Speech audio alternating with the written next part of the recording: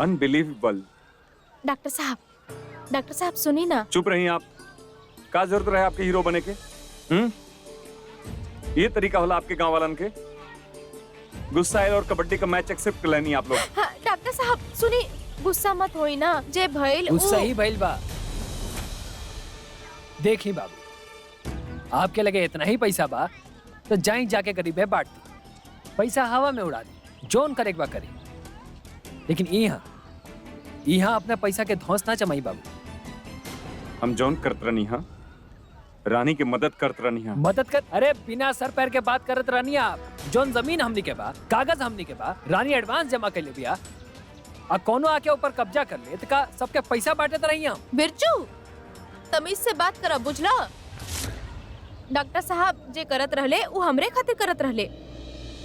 अच्छा, और ओकर नतीजा का निकलल? उ बड़का भैया कौन छोट आदमी ना हुआ, और ई वहाँ के खरीदे निकलल रहनी। तू तो हमरा के ऐसा कहते रहो जैसे हम उनका दिमाग में कबड्डी के आइडिया डालने बन। अरे गुस्सा में रहलन, तब जाके बात बाहर निकलल बा। और ये चैलेंज वैलेंज ना सब तो डॉक्टर के वजह। लिसन यू, हमारी बात ध्यान से समझी। ये असल जिंदगी है, मजाक ना है। पॉइंट ई रहे कि जमीन हमने के वापस मिले सही तरीका से, बिना कोनो लड़ाई, बिना कोनो झगड़ा, बिना कोनो तमाशा के। हमरे तरीका से हुए होके वाला रल, हमने जीतत रहनी। लेकिन आपके बेवकूफी की वजह से अभी सारा ड्रामा हुई। अब हमने के ऊ लोगों के हरावे के पड़ी जे दिन रात कबड्डी के प्रैक्टिस करता। आप हराए बुके आसान लगत आपके? आप दुबई में गाड़ी चलाते रहनी है, हम एक डॉक्टर हैं। और रानी,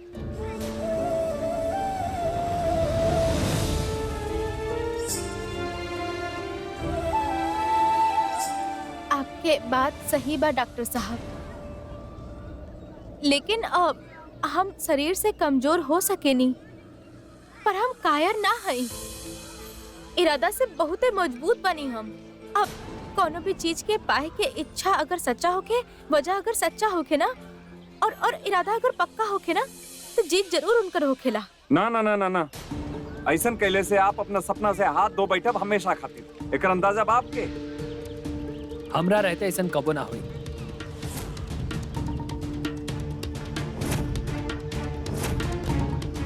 वो जमीन रानी के बा, और जब तक हम बानी, रानी से वो जमीन केहू ने के छीन सकत।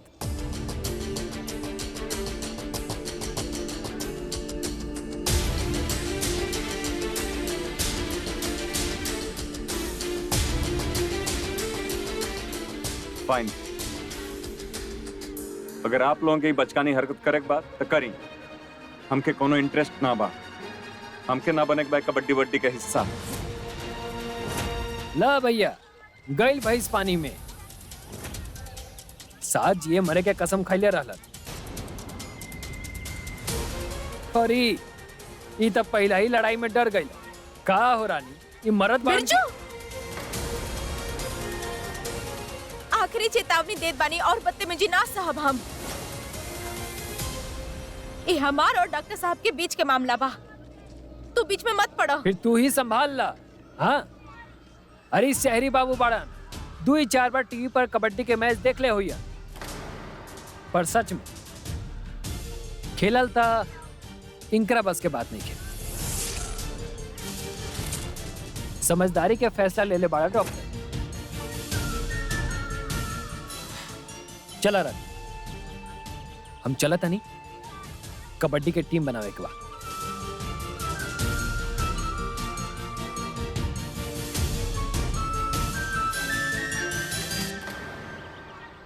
शायद आपके हमरा फैसला से बुरा लगा था। डॉक्टर साहब, अब हम दिखे नहीं छोट सा कोमल सा बानी, लेकिन अंदर से पक्का दिल के बानी। ये जमीन हमार बा, गांव हमार बा, ये कबड्डी के खेल भी हमार ही बा। सही मायने से देखल जाए तो इस सारी परेशानी भी हमारी ही है। इस सब के बीच में आप काहे पड़ब बाना? बाकी लोगन के लागेला कि उनका लागेला कि हम पति पत्नी बानी तो उनकर हम समझ सकेनी, लेकिन जे सच बा उ तो हमने दोनों जानते बानी।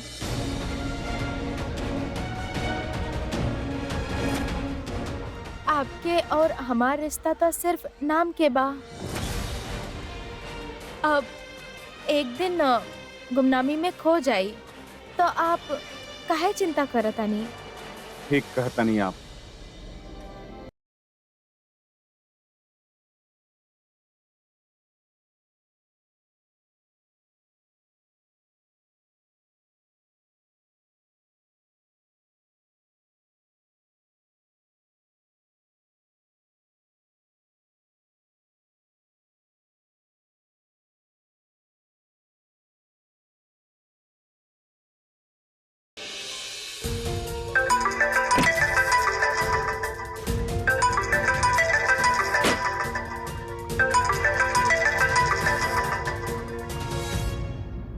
आपकी प्रॉब्लम का वजह है? जब कि वो बार बार फोन काटत होके तो समझ जाए के चाहे कि ओकरा आपसे बात ना करे के बाद। आई डेयर यू जय, अगर अब फोन कहीं ना तो अच्छा ना होगी। आपके गुस्सा, आपके नफरत सब जायज बा नंदिनी, पर हम आपके फोन खाली सॉरी बोले खातिर कैले बानी। बेवकूफ बानी हम, गधा बानी हम। मतलब किस्मत हमार दरवाजा पे आके नॉक कैलस। कहा इला दुनिया के सबसे खूबसूरत लड़की आपके बीवी बने जाती है और हम तो ओकरा मुंह पे दरवाजा बंद कर देनी। अब माफी मांगी तो कोना मुंह से मांगी? और नंदिनी, अगर हम माफी ना मांगनी ना तो हम सीरियसली मर जाएं। कबो कबो तो हमारा सांसें ना आवेला, इतना गिल्ट फील होखेला। जय, हमके ना आपके माफी में कोनो इंटरेस्ट बा और ना ही आपके शक्ल देखे में। अगली बार आप हमके फोन करी ना तो हम आपके ब्लॉक कर दे।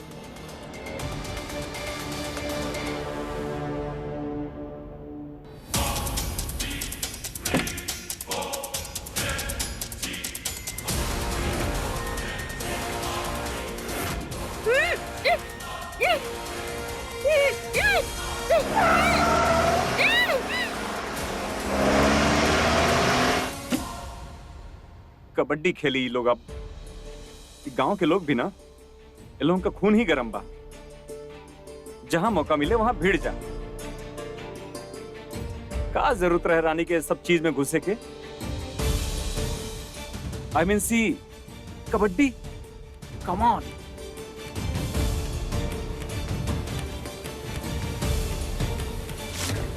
हमार सबसे बड़ उपलब्धि इस सपना बा जेकरा हम कोनो भी कीमत में पूरा करके रहब, खुद के दम पे।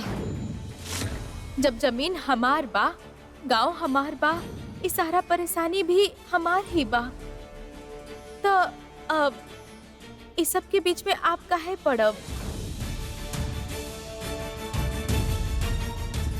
आपके और हमार रिश्ता तो सिर्फ नाम के बा।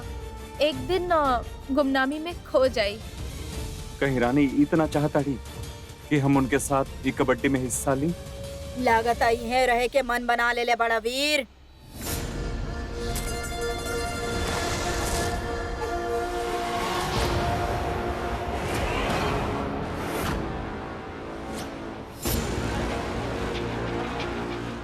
ना रानी साहब, हम आपके खिलाफ कभी ना। कम से कम अब तो झूठ बोलल बंद करा। साफ साफ काहे ना कहेला कि तू अपन कर्तव्य से पीछे हटे चाहेला। तू भूल गइल बाड़ा कि हम तोहार जिंदगी में कितना मायने रखेनी। हम तोहार ऊपर इतना एहसान कैले बानी, ओकरा चुकावे के बदले तू ओकरा मिटावे चाहेला। लेकिन वीर, अगर चाहे से चीज हासिल हो जात ना तो इस सारा नौकर मालिक बन जा।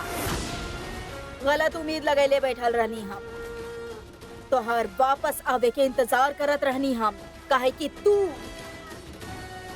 गांव में रहे चाहेला। रानी सा से बड़ी रानी हो गई बाड़ी तहरा खाते। हाँ ना? ना रानी सा, ना।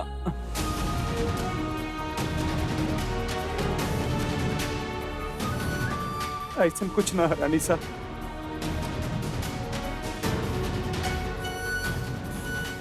रानी साहब आपके खुश रखल हमारे जिंदगी का सबसे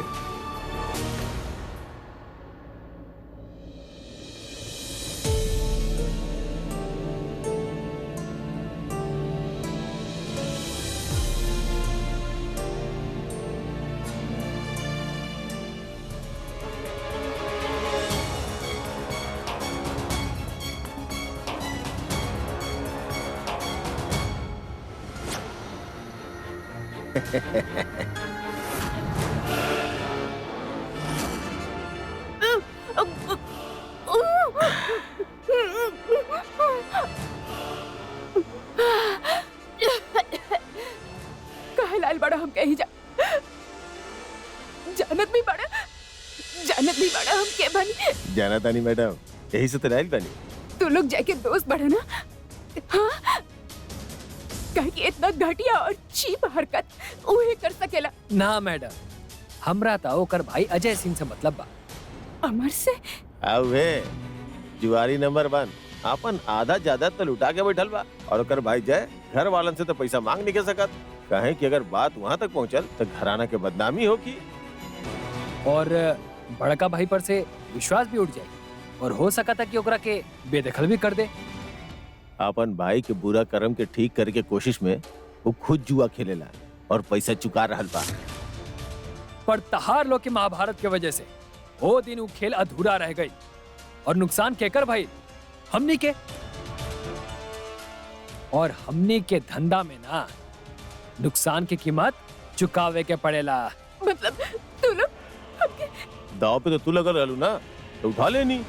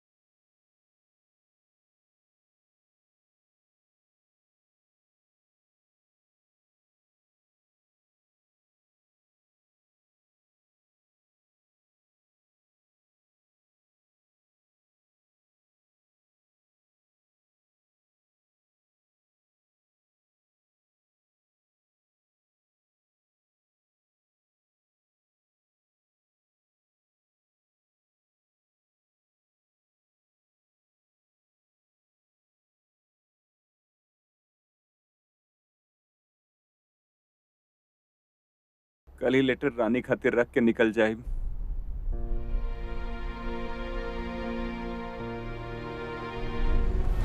लेकिन उससे पहले उनके जमीन वापस दिलावे के पड़ी। एक कबड्डी के हिस्सा बन के नहीं, हमके कुछ ठोस करे के पड़ी। आज तक भी जौन हम आप खातिर कैले बानी और जौन हम करे जाता नहीं,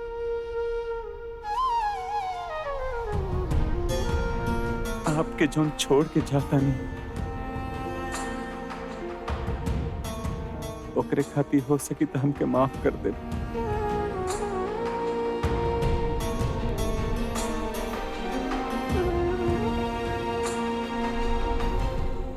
देखा जुआ जाए खेलने पड़ा ना, ओकरा से हमार का लेवे देवे के। ई सच बा कि हमार और जय के शादी होवे वाला रहे, लेकिन अब ऐसा कुछ ना बा।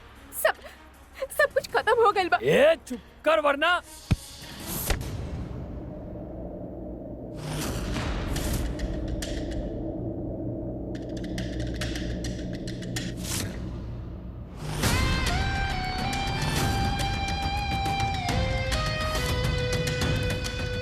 हमार भाई के गलती के सजा कोनो मासूम के ना मिली, खास करके एक औरत के तो बिल्कुल भी ना। और अगर आज के बाद नंदिनी पे हाथ उठावे के कोशिश कैला ना तो पैसा गिने के लायक ना रहबा।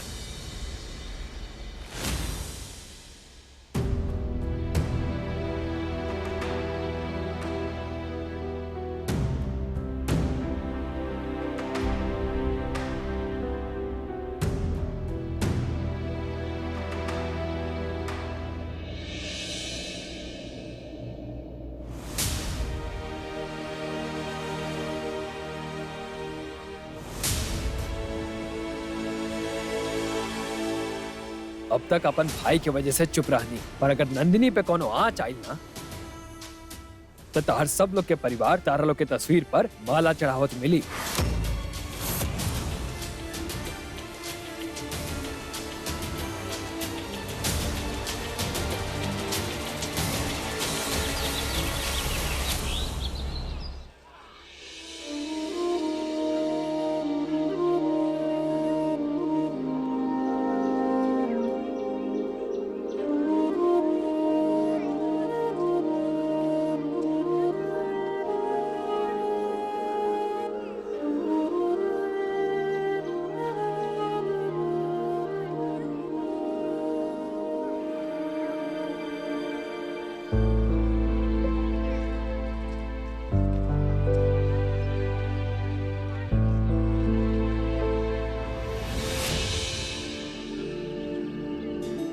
ये सब के कहला से?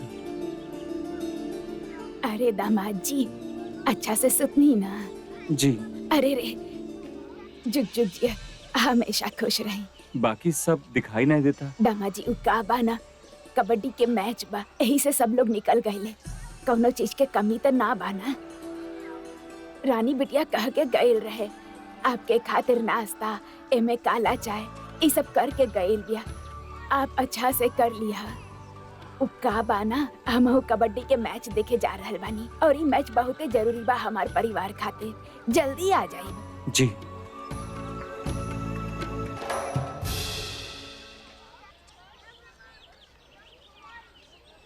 मतलब ये सब हमरे खातिर रानी रख के गए है।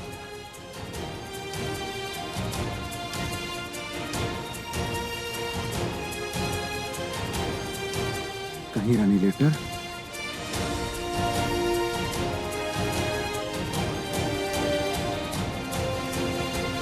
लगता रानी लेटर देखली ही ना हा। ये लेटर रानी वापस आइले के बाद पढ़े तभी अच्छा हा। तब तक हम यहाँ से जा चुकल रहा।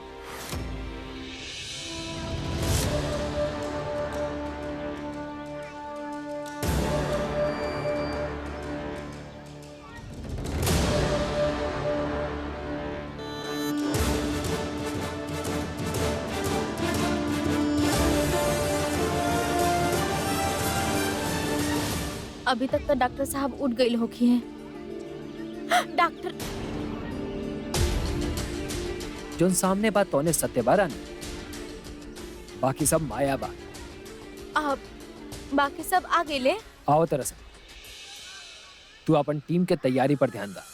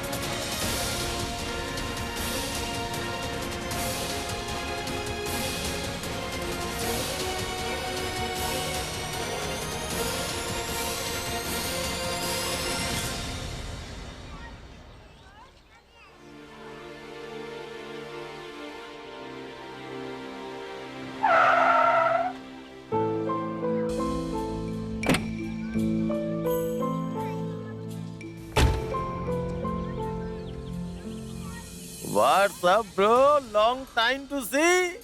वीर, आप लोग अरे हाँ, फाइनली हम तोरा पास पहुंच ही गए नी। कहा कर रहल बाड़ू क्यारा? गाँव है जयपुर के कोनो क्लब ना, यहाँ पे सब ना चली। दूरी रखा, दूरी रखा। अरे आपके सब बताए ब्रो, आप ही बताओ कि भाभी से कहाँ पड़ी और आप इतना तैयार से होके कहाँ जा रहल बानी? ये उनके घर का? ओह वाह, कितना क्यूट और प्यारा सा घर बा, है ना क्यारा? प्लीज 7 क्वार्टर वाला फील आ रहल बा एमे से। अरे यार कब तो अच्छा बोल लिया करा।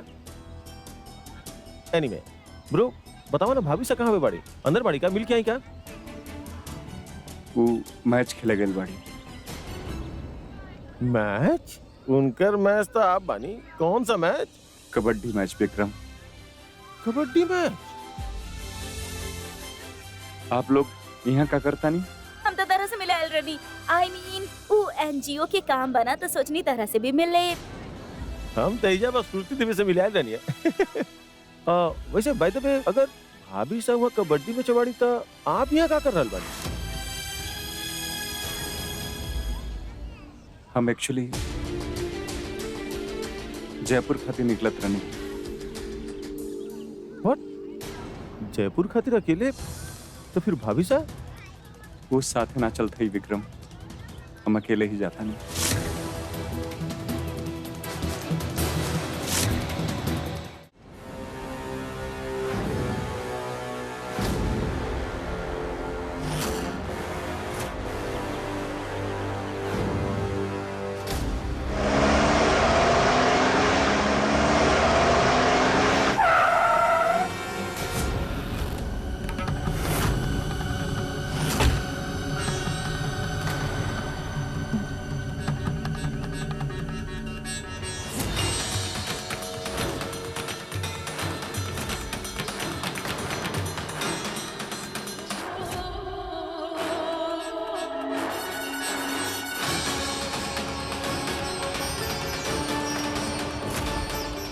तो जोरदार ताली से स्वागत करी भैया जी के।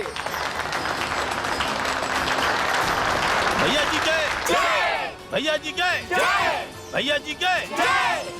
आज की कबड्डी के खेल कोनो आम खेल नहीं खे। हर साल खानी ई साल भी एगो कबड्डी प्रतियोगिता बा। जैसे सीता जी के पाए खातिर राम जी धनुष उठैले रहनी, वैसे ही जे आज ही कबड्डी के खेल जीती उहे हुई रामाधीर चाचा के जमीन के असली मालिक। दोस्तों, एक तरफ बाड़ी रामाधीर चाचा के बेटी और अखाड़ा के दूसरा तरफ बाड़न बड़का भैया जी। उनका टीम के स्वागत करिए जोशीला छोकरा सन के जोरदार ताली के साथ।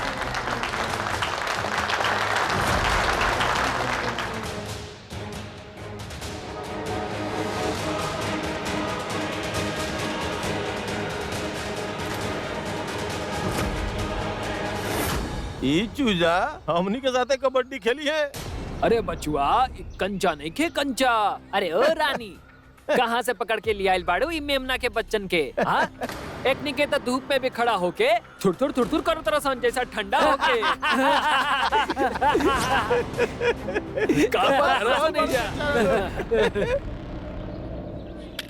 डरे के नहीं खे, बिल्कुल भी डरे के नहीं खे। अरे पर बहन, उनका साइज देखा। पिंकू तू भूल गया बाबूजी का कहत रहले? वो कहेले कि खेल शरीर से नहीं दिमाग से भी जीतल जा सकेला। और ये लोग के तो दिमाग ही खाली बा, बैल बुद्धि बाड़े सबके सब। अब हमार नाम बुलावल जाए तो सब साथ में 90 डिग्री के सीना तान के चलब, काहे कि आधा खेल तो आत्मविश्वास पे ही टिकल रहेला। ठीक बा? कोनो शक? चला।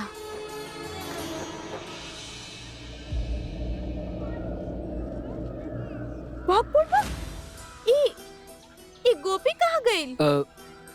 ढूंढे भेजले रानी गोपी के। रानी दीदी, गोपी भैया गायब पड़े। गायब बड़े माने? पूरा गांव छान मरनी पर कहीं ना मिले।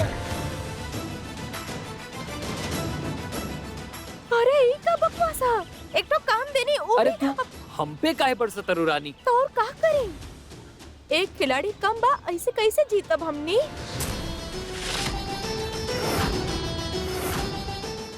बहन डॉक्टर साहब के बुला लाई। अरे कबड्डी है, शहर के ताश पार्टी नहीं खे। और वैसे भी उस सूट वूट पहने वाला बड़का लोग गांव के मिट्टी में अपन जूता गंदा ना कर देला। और उन्हें कत कहले रहने कि हमके हिसाब के हिस्सा निखे बने के, तो फिर हम कहे जाइए उनका पास। हमका तो मालूम रहे वो आदमी ही गलत बात भगोड़ा कहीं के। तू चिंता मत कर, और हम तू के अपन जुबान पे लगाम लगावा। उनकर बारे में ऐसन अनाप शनाप बात मत कैल करा हमरा सामने। अब ऐसन भी तो हो सकेला ना कि उनका कबड्डी आवेला ही ना, तो फिर सबके सामने कुछ साबित करे आए हैं और कुछ गलत सलत कर दी है तो उमें का फायदा।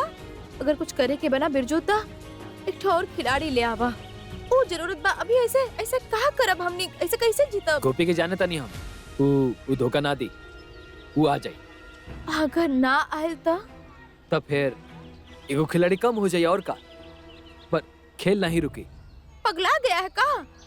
अरे एक खिलाड़ी कम बा मतलब ऐसे कैसे जीतब हमने। देखा हम तो कहता नहीं अगर गोपी ना आए तो हम ही खेलब। भांग खा के आइल बड़ू तू। हाँ, तू कबड्डी खेलबू मुस्तंदर सन के साथ में।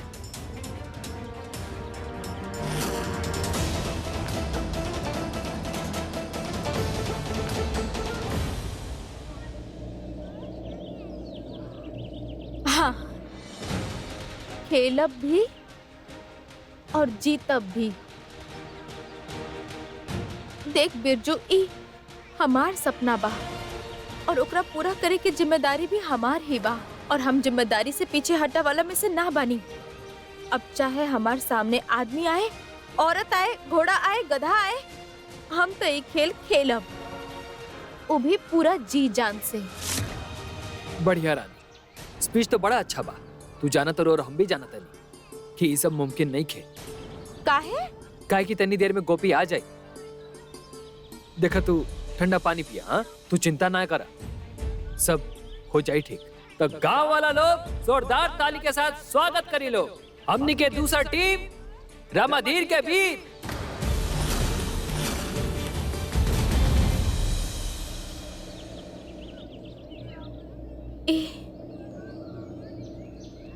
ए नाम अब बहन हम रख ले बानी, बढ़िया बाना।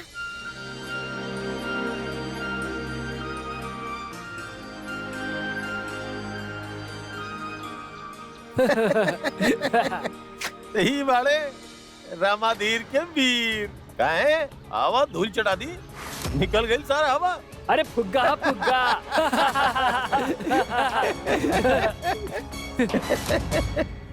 उहे होई जोन रानी सा कही है। रानी सा कहली है कि रानी के छोड़ के वापस आवा। अब हम उहे करे वाला बानी। ऐसा आप नहीं ब्रो। अरे आप तो खुद इतना इमोशनल बनी, फिर भाभी सा के साथ ऐसा कैसे। एगो लेटर छोड़ के जाए बापू उनकरा खातिर। तो का करती हम विक्रम। अरे सच बोली, कहे कि आपके पता बा कि जो आप कर रहल बानी वो गलत बा। विक्रम प्लीज आप इस सब चीज से दूर रहिए। कहे कि ये आपके समझ से बाहर बा विक्रम। हम समझल चाहवे ना करें। कहे कि हमार ब्रो जे सबके इतना केयर करेला, केहू के हर्ट ना करेला, केहू के धोखा ना देवेला, वो आज इतना हार्टलेस बन चुकल बा। अरे भाभी सा हमनी के फैमिली खातिर का कुछ ना कलीन ब्रो। फिर भी आप रानी और रानी सा में से सा के चुन लेनी। कौन फीलिंग नहीं के भाभी सा के लिए आपके मन में?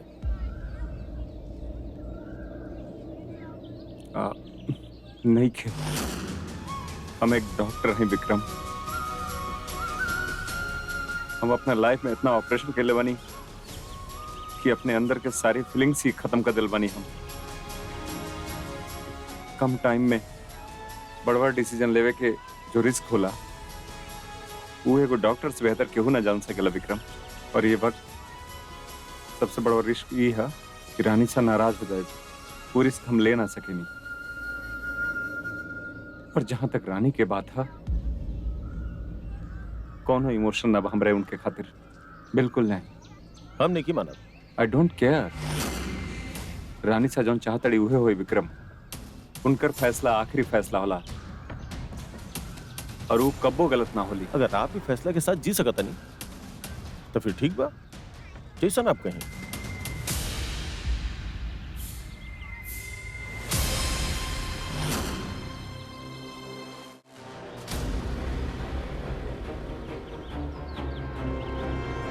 कहाँ बड़ा गोपी तू? तो गांव वाला लोग बात ऐसन बा, खेल शुरू भइला से पहले ही तनी सा पेचीदा हो गइल बा। बड़का भैया के जोशीला छोरा बा लोग पूरा साथ, लेकिन रामाधीर के वीर के कमर पहले ही टूट चुकल बा। ऊ बालक पूरा 6 और अपन आखिरी खिलाड़ी के इंतजार करता लो। लेकिन बड़का भैया के कहे के बा कि अगर खेल वक्त रहत शुरू ना भइल तो फैसला भैया जी के हक में जाए के चाहिए।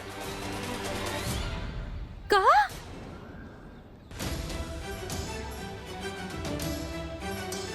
बिरजू बिरजू सुन सुन सुन, ये लोग ऐसा कैसे कर सकेले?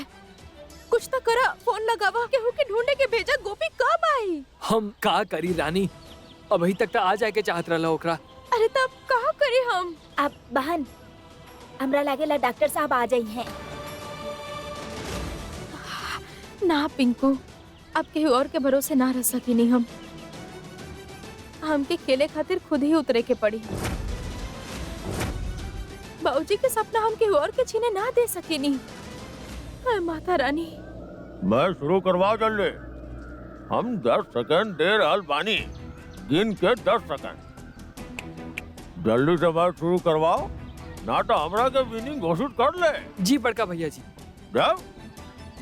दोस्तों, बड़का भैया के नाम खानी उनका दिल भी बहुत बड़ा बा। ऐसे वहाँ के सामने वाला टीम के 10 सेकंड के समय दे ले बानी। तो दोस्तों, 10 सेकंड तक के गिनती शुरू हुई।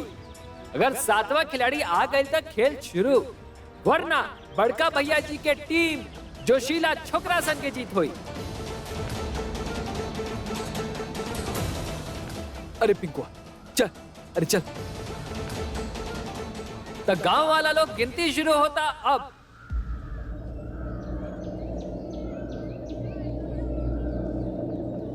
एक,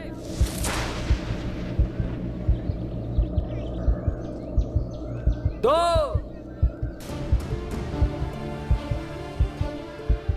3, 4। हम जमीन ऐसे हाथ से ना जाए दे। 5, 6, 7,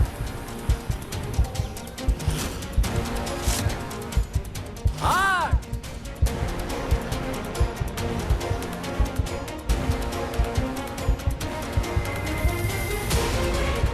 9, 10।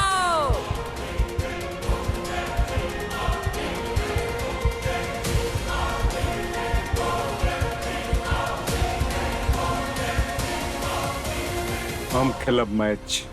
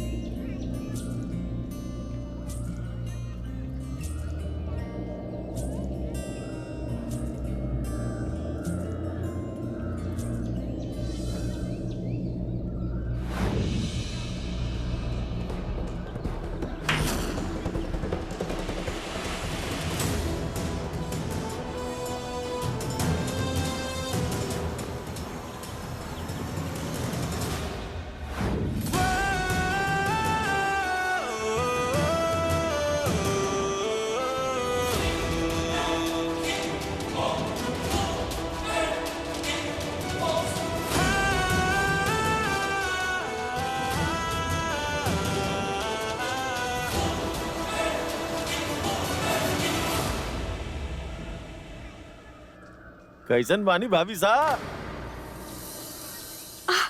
आप लोग यहाँ? जी हाँ ब्रो, एकदम आग लगा दिया आग। Good luck to you. हाँ, जीत के आवे के बाद क्या रहा? ऐसे खड़ा होके मैच देखू का? बैठ जा ना। छी, yeah, no ways.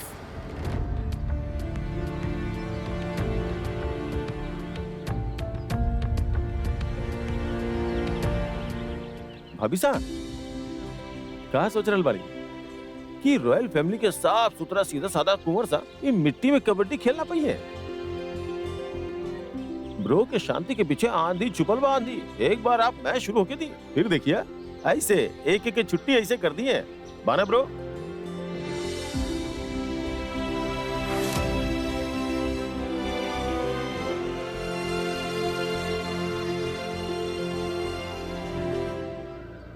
आ गई बड़े रामाधीर के वीर के आखिरी खिलाड़ी। अब देखे के ई हुई कि जीत केकर होता और केकर हुई ई जमीन।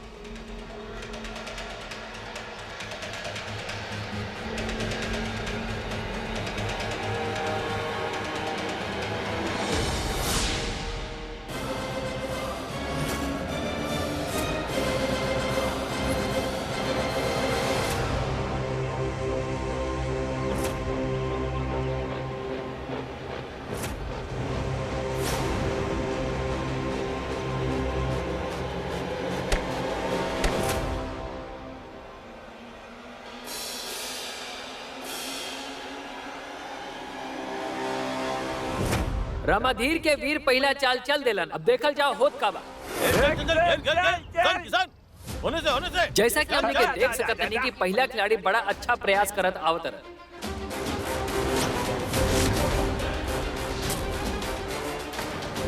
चल चल शाबाश शाबाश। और भैया जी के जोशीला छोरा लोग रामाधीर के वीर के दबोच ले लेबा और पहला राउंड के जीत हासिल कर ले लेबा। बहुत बढ़िया। अफसोसजनक शुरुआत रामाधीर के वीर सन के। चल चल चल चल चल बहुत बढ़िया शाबाश। एकदम टच कर गया ये। आउट कर। और भैया जी के जोशीला पहलवान लोग बड़ा तेजी से आगे बढ़ के सामना करता लो। अब देखल जाओ ई राउंड के जीत के हासिल कराता। और ये देखी हमने के शहरी बाबू चलाकी से दबोच ले बड़ान भैया जी के खिलाड़ी के। बहुत बढ़िया।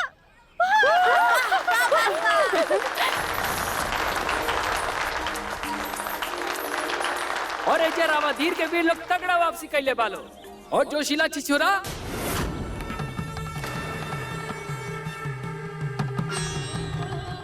बड़का भैया जी माफी।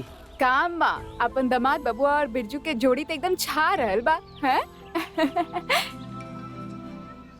चला चला चला बहुत बढ़िया शाबाश। चल हरिया चल चल। वीरों के फौज से अगला खिलाड़ी के पड़ा। और ई का भैया जी के जोशीला छोरा लोग 2 मिनट में ई राउंड के जीत हासिल कर लेलस लो। एकरा के कहल जला अनुभवी खिलाड़ी लोग के प्रदर्शन।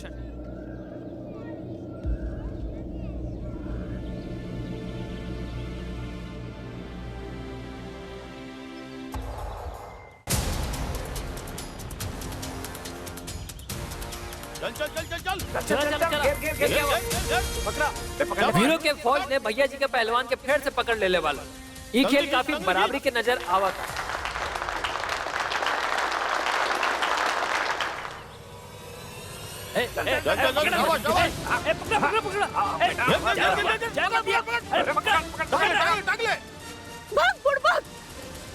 खेल के पड़ाव काफी बराबरी के दिखाई देता। देखे के ईबा की के बाजी भैया जी के जोशीला छोकरा के रामाधीर के वीर। चल चल चल चल अंदर आवा।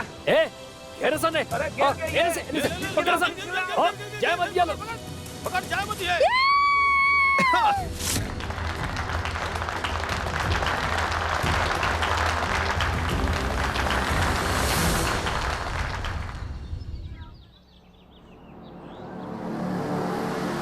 जा जा जा जा आजा आजा आजा। कबड्डी कबड्डी कबड्डी कबड्डी कबड्डी कबड्डी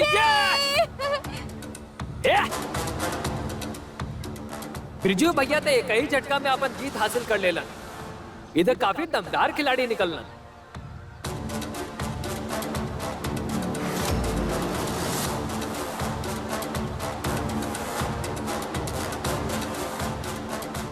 अरे का बिरजुआ तो पलक झपकते बाजी मार ले। भैया जी के जोशीला छुकड़ा पर भारी पड़त नजर आवत रन हमार बिरजू भैया।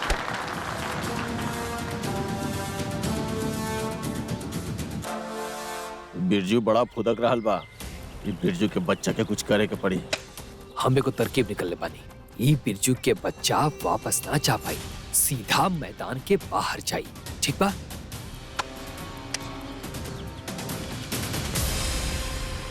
चला रामा, शाबाश। ए बिरजू, तू आवा ना। एक करके कहाँ भेजा तारा? डर गईला का? ना आजा, रुको, आजा, आजा, रुको। आजा। होश से काम ला, जोश से ना। अरे तू रुका शहरी बाबू, एकनी के अभी आवता ने धूल चटा के। आजो, आजा, आजो, आजा, आजा, आजा, आजो। आजा। चल चल Birju.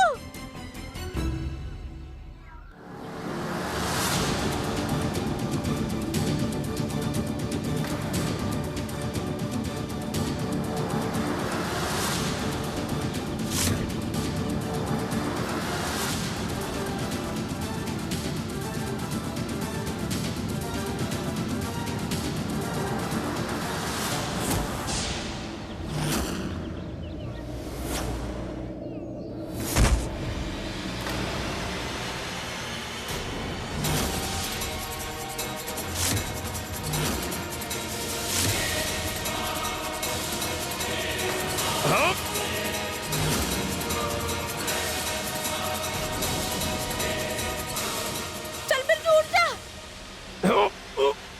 Birju come on, come on.